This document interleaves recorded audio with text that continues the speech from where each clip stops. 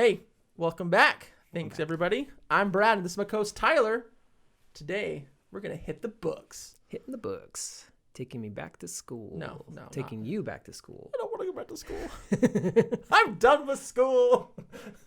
I moved on from that chapter of my lifetime. And I'm okay with that. Well, I mean, it's true that, D&D can sometimes feel like, oh yeah, I've got D&D Homework. Wednesdays from 4 to 8 or 5 to 9. That's true. It's like a scheduled class. No, yeah. we're not going to equate D&D to school. We We're shouldn't stopping go this there. right now. Going down the other road. We're going to the other path. This is not something we need. No rabbit hole in that one. Not even going to start. So if we're talking about downtime in real life, aka IRL. What are we talking about? What is downtime in real life versus downtime as a player? I refill my Dr. Pepper. There you go. I go. Wait. Not that downtime. Laundry? Oh no. different. Groceries. Groceries. Yeah. Anyways. No. Okay. Yeah. Downtime. So, and not like game downtime, right? Not like a downtime like in the game itself, but like in between sessions, right? In between sessions, right? In between sessions. You, as a real person, have what do literal you do? downtime. What do you do right. between sessions? Whether you play every week or every other week or once a month, what do you do in between sessions? Yeah. Right. So like your DM assigned to XP. Yep. Right? And, you got a bunch of dice. Your overly large dice bag because we all got one. We know it, right? Right. Of course. And you went home, right? And now what do you do? Right. Okay. Got it. Okay. Downtime. Let's talk about it. Yeah, let's talk about it. So here's a thing that you and I have talked about a lot. We've both been DMs. We've both been players. And from our perspective, the most important thing about in real life downtime is the golden rule, do unto your DM as you would have them do unto you. Right. If you were the DM. Bring your DM a Dr. Pepper or his favorite soda. That's one thing. He'll be happy. Trust me. Well, if you think you're going to TPK, bring him some soda. It'll soften or a snack. It'll soften those crits down to a regular hit. He may fetch a dice for you in your favor. Maybe.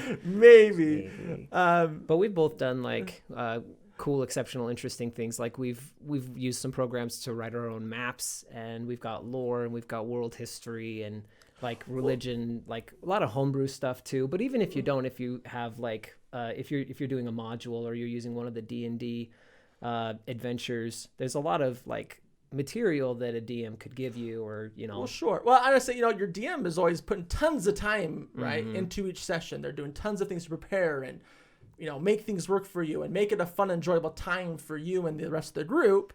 Like, and that is a huge, if you haven't DM'd yet, it is a really big time commitment. And so be grateful to your DMs, but at the same time too, as a player, like you should reciprocate back, right? Like come to the table prepared, be ready to play the game. If you just like, just reciprocate, that, like the golden rule, but definitely apply it, to D&D, right? Absolutely. You don't want to be a passive character in the story that just shows up, unless I guess it could be the dynamic of a group, but sure. Generally, right, you want to be an active character in the story, not just some person who shows up to eat the, whatever snacks are provided that night and roll dice. Yeah. Right? Yeah. Well, yeah, and D&D is a character-driven story. Right. And so as the character in the story, you should be driving it. No, definitely, right? Yeah, if you're not active in it, then then it's not is it really your story? Is it really collaborative storytelling like D&D is supposed to be, or is it just, again, you're just a passenger in the car? Yeah. And if you feel like that you are more the passenger in the car in your game with your group, I would encourage you to look at yourself and see what more you could do yourself to get active in it, right? So I've had a couple of experiences where people come to me kind of later in a campaign and they say, I feel like this person at the table or that person at the table is just getting so much more out of this than me. They've got such deep backstory stuff going on. Characters from their past have emerged. And they've just got these really interesting, intricate like story threads that are coming in, plot lines that seem to service them more than me or whatever. And as a DM, the fact of the matter is that the more a PC puts into the story, the easier it is for you to give more back. Definitely. Yeah, I would definitely agree with that. The more you put in the game, the more you'll get out of the game, right? With any good DM, right? They're going to want to reciprocate that. I mean, with me as a DM, when I see my players trying and they're putting the effort and the work and stuff, like I want to reward them. I want to help them progress that more, because again, it's their story. Yeah. And I want them to have a fun time. And so again, yeah, when they put the effort in, I want them to get something out of that effort they put in. I want it to be wasted. Yeah. Yeah, and I think a lot of people might think of D&D as like the same as when you pick up your Xbox controller, flip it on, or your Switch or whatever, right. And you're just like kind of picking up your game where you left off. And it's not really meant to be that way. There's not these floating nav points and these question marks over NPCs' heads. A quest that to turn in, like, and yeah, where you pop open the game and it's like, hey, here's 8 ways you can spend your time here now. Quick, spend all your time here. D&D's more of like, what do you want to do? Mm-hmm. And you might say, well, what quests do we have available? And a good DM sits back and goes, well, what have you written down? What have you done? You know, and allows you to drive the story. It's harder, but it's more rewarding. For sure. Like they'll say, like, what do you want to do next? Where do you want to go? Right. Yeah. Like, or they'll say, I've dropped 20 different plot hooks for you. Pick one, please. We'll get deeper into one. Cool ways that DMs drop like plot hooks and stuff. I think another big thing to like define and bear in mind is that there is going to be a limit to table time versus away from table time. There, presumably, you're not playing. You're not at the table as much as you're away from the table. Don't be the guy that levels up right when the session starts, please. Right, yeah. Or not being a nice player or respectful to your DM or the rest of the group, right? Nobody likes to know, hey guys, what spell should I get today? Well, and as a DM, you should be cognizant of that. If you see your players doing that a lot, plan it into your session. Like, okay, we're going to spend 30 minutes, and I know everybody just leveled up, so 30 minutes we're going to talk through that. You might have a lot of new players. It's not necessarily sinful, but if you're an experienced D&D player and you're sitting there going, oh, shoot, I've got to pick 5 spells. Let me read them. Pull up D&D Beyond, or you're pulling out the book and stuff, and it's like, now everybody's kind of stalled. It's sort of like, are you still there? Yeah. And then the DM's starting to pitch, like, here's what today's session is, essentially, because other people are role-playing. And they get the story going. They got the music playing. And then you're sitting there going, wait, we're going where? Let me pick a spell for that. And then you're kind of cheating. It cascades. It gets worse and worse. It's just like a hard meta game, right? Like, I'm going to pick exactly what I need for now. Yeah. Right. And so being cognizant, especially of like when you level up, like there's certain trigger points where it's like, okay, I'm going to have to do a little bit of research. I got a new spell level I have access to. I can get a feat now, right? Yes. There's always HP to roll with a level up, right? Oh, yeah. And thinking through feats and how that all works and stuff, like, I mean, sometimes you might have a question that you want to bring up with the DM. Don't wait till the session. Right. That's probably a good rule, is like, don't wait till the session to like message them now. Like have a chat or a text thread or something that is open and active between you and the players, or you and the DM, and just, bring up stuff that doesn't have to be brought up at the table before the table, so that table time can be kept like, sacred and you can progress the story. No, right. I mean, you want to do as much, actually playing the game, right, at the table as you can, right? Mm-hmm. And doing, trying to level up your character before just does kind of take away from that time. And again, with other players who aren't doing that, then you're kind of taking away from their time too, right? They showed up, they put in the effort, the work, and the time to show up and play and participate. And, it's, again, I think it's just kind of disrespectful, but yeah, so I would definitely say, like, in that RL downtime, definitely take care of that stuff. So yeah, and there's other triggers, like even if you didn't level up, and this is something we've actually experienced just recently in in the session we're playing now, or the campaign we're playing now that you're DMing, which is awesome. But I does not get bonus XP for that, I promise. Hey Tyler, here's 500. I'm gonna put that in right now. Quick, get it down. We're not playing yet. It's next week. So we need a disclaimer here. No bonus XP was awarded for watching this game. Oh, don't give me extra jobs to edit in stuff. I'm just kidding. Anyways, but you're right. Even if you didn't just level up, there is always cool stuff and fun stuff to do in between sessions, right? As you're just saying in the current one with the group now. Yeah. You guys just went through a really hard fight. Yeah. I totally thought a few of you were going to die, and you didn't. We didn't. Congratulations. I totally thought, I think I made this too hard. I think I'm going to nuke you, but they did it. Well, it's funny because you thought that, and I thought that too. That's why I had so much diamond dust for Revivify. I was like, I got somebody's back to life, guys. Somebody's gonna die. Here comes a life train. Yeah. Exactly. But you're right. I mean, from that, like a spawn with your group of just like, hey, like how can we do fights better, right? We should strategize more. We should work together more. Like we can synergize with our characters better if we just talk a little bit, right? Yeah. And plan. Yeah. If you want to put a good bachelor's of science degree to use at the table, do a SWOT analysis. There you go. That's one of the things we've kicked out. SWOT. Look it up. It's all over the internet of what that is. SWOT analysis of your party. Your strengths, your weaknesses, opportunities and threats. And it's actually kind of fun. And okay, so doing something like that, strategizing and talking about or thinking about how you can synergize combat away from the table, maybe doesn't make sense when you're level 1, but not even just level combat, 2. but like any aspect of the game, right? Well, that's true. I mean, D&D's got combat, social, and exploration pillars, right? Like, again, some characters are better at one thing than the other, and you know, and I mean, everybody likes to have their character shine a little bit, but it's also good to know, like, hey, in this situation, we really already have this person we can rely on and lean on to help us take care of that, right? Right. It's a skill challenge, social encounter, whatever it is, right? Yeah. And so it's good to know what people are good at. I mean, sometimes, you know, you try and get that stuff done at the table as you play the game, right? That's fun to do it that way, but sometimes there's probably, if you just think about a little bit outside the game and collaborate, right, with your with the other players, you can figure out a little more with that. Well, and it hurts, and it's so sad as a DM when you give the party a challenge or a combat, and you're kind of expecting them to like synergize and come together over it, and they're just like all over the place and confused and scared and upset.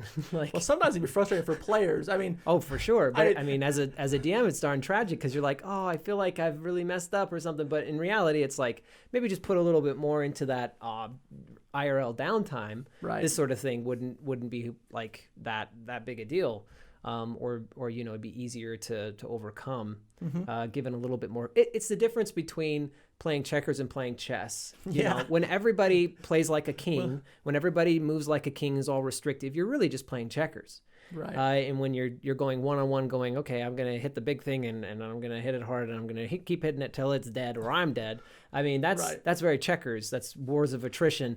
When you're strategizing and you're synergizing with like, these are some spells that I have that I think complement your strengths explicitly, although it's maybe not a strength of mine. And here's some strengths of mine that I have that I think synergize well with some strengths of yours, those sort of things. Or here's 2 ways we can combo ourselves, right? Like a 2-hit combo. Yeah. Well, and then you're turning into, you're upgrading yourself into a bishop or a rook or a queen or whatever. And it's like all of a sudden you can maneuver so much better. Right. And you can handle problems so much better than everybody's just playing checkers. Well, I mean, it's kind of funny to think about too. Like, I mean, we all like watching, like, well, I think most of us probably like watching like Marvel movies and, you know, stuff like that, cinema, right? But it's I find it very fascinating when you watch those fight scenes and how oftentimes when they choreograph those fights, how they'll make each of the different characters in the movie, right, interplay with each other during that fight scene in the movie, right? You know, think of like, you know, like Captain America and Civil War, right? They're at the airport fighting, right? And the way they combo off of each other fighting.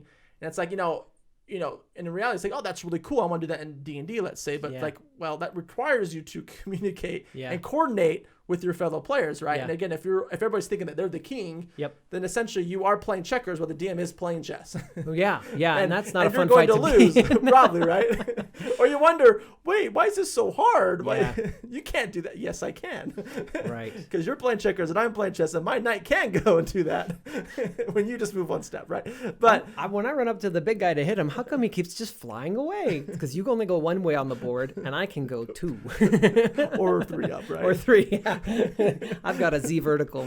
Maybe I give my guy a little Deadpool and he breaks the 4th wall and you guys do. Just kidding.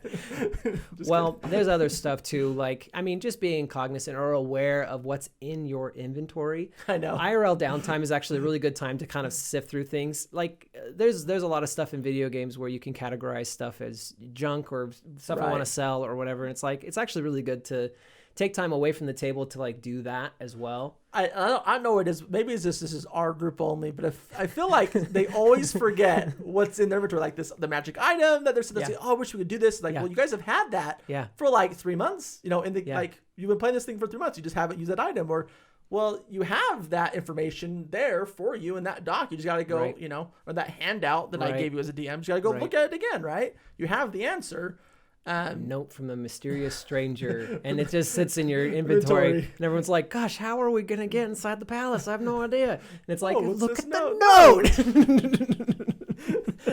Let us know in the comments. Do you guys have this problem with your parties too? Do you forget what's in your inventory? Does it get too big so you don't know it's there? Well, and before we get like, it sounds like we're being pretty judgy at like the table we're playing with. I got to say, I'm the problem too. There are 2 platinum rings just floating around in our party, and I wanted to do Warding Bond. So I was like, man, when are we going to get some platinum? And out of nowhere, I like looked up our loot doc that we have. Right. And I was like, we've had it the whole time. And so now I could have done this 2 levels ago. Yeah, now I'm messaging the guy who decided to pocket them for some reason. I'm like, what are you doing with those?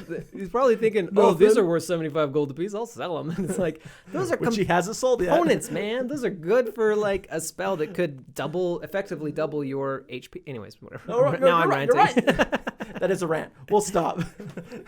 But you bring a good point though. It's like, do you know what's in your inventory that what can be used later for something, right? Is there a puzzle or challenge that you guys are trying to solve, and just like, oh yeah, we have the answer solution sitting there on our character sheets. We just kind of forgot because there's too much in there. And so it could be good, in that IRL downtime to kind of just review it real quickly and just be cognizant of aware of what's there.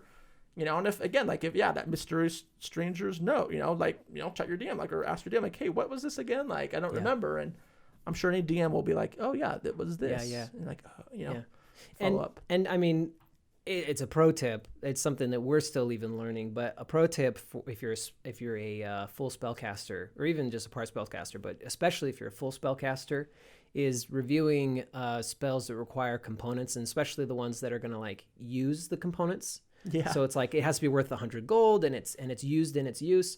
It's not like there's some things that are more frustrating, but not a lot of things that are more frustrating than being like, oh, this is the perfect situation for me to use this spell. But I used it last. I don't have the component anymore because it was used up last time. Or even to just be like surprised and looking at it and go, oh wait, this requires 100 gold worth of diamond dust or something ruby like dust that. It's like you can't just get that in combat. Like now it's like, oh well, okay, I just can't cast that spell. Whereas taking a little bit of time ahead of time away from the table to think about that stuff, you can create your little grocery list and just be like, yeah, when I get back, I need, guys, party. If you want to live, I need diamond dust. All right. Or just know like, hey, we got this really cool chest full of gold and gems. And you're like, the party was like, okay, I call all rubies. dibs of the rubies, please. Don't take the rubies. I need the rubies. I want to cast Force Cage, please. Your wizard was a lot of fun for that sort of thing. It was a blast. I love it. We haven't rolled in a while. Let me see what we were doing. We're gonna persuade the party not to use all the diamond dust. That's a 15. That's pretty dang good. I think I might have convinced him of that not to leave the diamond dust for you and your cleric. Or diamonds, so I can tap it up into diamond dust. Right. That's a weird fact. But and we've talked a lot about like inventory, which can be used for exploration type things or for combat. But I'd even say on the flip side of that, right? It's like lore. Focus on your own character. Like, where's your character going in the story, right? And I've always been a proponent of like, your characters should not stay the exact same, not just in terms of levels, but should not stay the exact same who they are at the beginning of the campaign to the end of the campaign, and the DM should not be the only driver of your character and his arc, right? It's your story, it's your game as a player, like, and so I would say like in that time in between, like think about your own character, like. Where's your character going? What is they doing? What kind of character arc are they on at the moment? Do they have one? If not, can you think of one and collaborate with your DM outside of the game to get that going so you can get more out of the game? Yeah. You're gonna say your favorite thing to say now, right? Play to change. Play to change, right? You should play to change. Well, and here's the thing. At level 1, I had these concepts and these ideas of what I was going to be doing, like in this village and stuff. But as other elements of the story have evolved, and handouts and things and lore in the world, and as other stuff have kind of aligned and made sense, and then we've got characters that are in the party that have other goals, or things we're almost like forced towards because it's like, oh, this guy got this disease and there's a specific way to and now this guy's a lycanthrope and like, what do we do? What do we do? And it's a full moon crap. And so a lot of the stuff, okay, so everything that I was thinking at level 1 has changed, but it hasn't stopped me from thinking about it. And so as a player, you just got to be able to roll with it. It is always way more fun to just roll with the stuff that the DM is giving you. Than it is to just like try to force against it and be like, oh, I don't want to. Because eventually that just kind of goes to, well, I guess roll a new character. I don't know. Well, I would say too, the DM is also lots of times working off of what you're doing as a player too, right? Yeah. And again, if you aren't reciprocating back with things, and like, as a DM, it's like, well, I don't know what to do with your character because you're just kind of always sit there like a lump on a log, and swing a sword, I guess, right? But if you're okay with that as a player, then that's the kind of game you want to play, then go for it, right? But, again, like I personally don't feel like I get as much out of the game as you probably could. Yeah. So yeah, be proactive and maybe not just solely reactive, but be proactive in your reactions. Right. And I would say too, if you're not as happy with where things are going on with your character, that's a good time outside the session to bring it up with your DM about it and discuss and see how you can get improved or better. Right. Yeah. I don't think that's a table grief that should be brought up in front of the group of the, or doesn't need to. Yeah. With the group, right? You don't need to take away table time with something like that can be solved. Usually, probably a quick conversation with your DM outside. That's very true. Of that. Yeah, that's very true. So well, and I'd say like IRL is a great time to celebrate the time at the table and kind of reminisce about it, like your victories or your defeats or whatever. Like imagine every time like in Asgard after a fight and they're all like at the table and they're like Thor's talking about down it in his eating kegs and of ale. We have the equivalent of that in like a group, like different group chats that we have. So we've got group chats for random where it's just like whatever. We've got group chats for we're actually in character. The actual role play and we're role playing in character. That's in really fun. Downtime IRL, so that we don't have to develop all of our character stuff at the table. Maybe some campaigns, some groups can do that. They have the time where they're meeting weekly. We're meeting bi-weekly, and every group is different. But there are ways that you can keep things going and rolling really smoothly with your group inside and outside the game, and you kind of again be aware of your time commitments, but again respect those time commitments with other people in the group. Yeah. So that again everybody gets as much fun as they can. Yeah. One of my favorite innovations that we've come up with is actually in this campaign. We're coming up with new stuff all the time, but we call it a GIF review. It's so I know funny. Everyone's gonna they're gonna kill me online because it's a GIF review. I don't know. I say whatever GIF. You call it. I'm a GIF. I'm a GIF. He's a GIF. I'm a GIF. We're all covered. You can't hate anyone We're now. GIF agnostic. You can hate Tyler. It's okay, guys. I'm just kidding. That's fair. That's fair. Persuasion check. It's GIF. Holy crap! 8 freaking team. That was good. All right, I'm gonna insight that. Whoa! The natural 20. So much better than last time. You kept rolling so low. No, I'm rolling really. I'm hot today. The dice were against you. This is good. And here I thought I had it on you. Boom! It's GIF. It's GIF. It's done. All right. Settled on this channel. Share with your friends. It's GIF. Dice, I rolled the 20. The dice. You can't beat that. The dice decided, man. The fates have decided. The dice gods have ruled that it is GIF. But it's awesome to like have a series of GIFs that's just like, and then we were. And then this guy was like, and you just do these series of GIFs that just like perfectly depict the feeling of the story. Right. So we break down like each moment in the session with a really like on point GIF of what happened in that moment. Mm-hmm. And Tyler does it. I would say he's a pro at it because it is so funny to say like. Just the few words and the image, and if a picture's worth 1,000 words, these ones are worth 2,000 because it is just great. Yeah. And everybody reads it, and even if somebody missed a session or had to leave early for some reason, we're all busting the gut laughing at how great it was, and they're also sitting there wondering like, well, what was that about again, or or what did I miss? Because they're like, oh, I missed something that seems so good with that moment, that the gift that you did. So it's great. It's kind of a fun thing to kind of keep us engaged after the session. I look forward to seeing them. Yeah. How's it going to break down?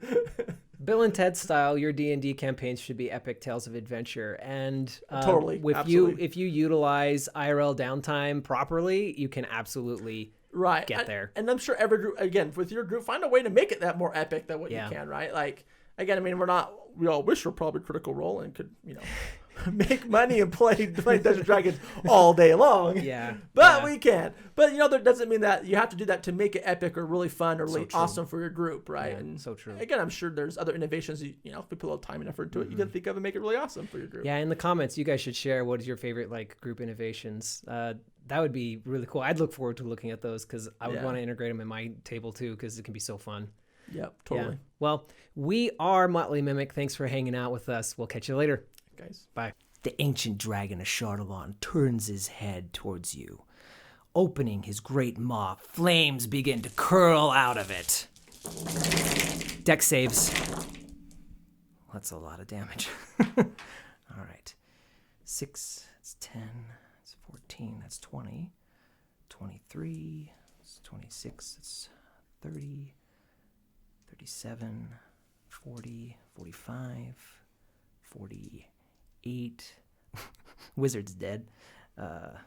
51, 52, 60, plus 12 is 72, plus another 6. Dude, that's a lot of 6s. All right, plus 7, plus 10. We are over 80 damage. Doesn't look good for you. Okay.